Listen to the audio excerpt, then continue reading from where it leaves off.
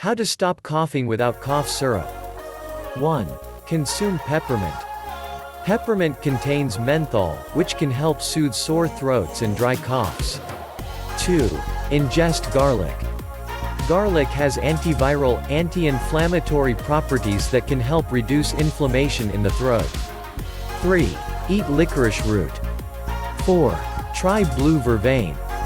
Blue vervain works as an expectorant to loosen phlegm and mucus from the chest and throat. Thanks for watching.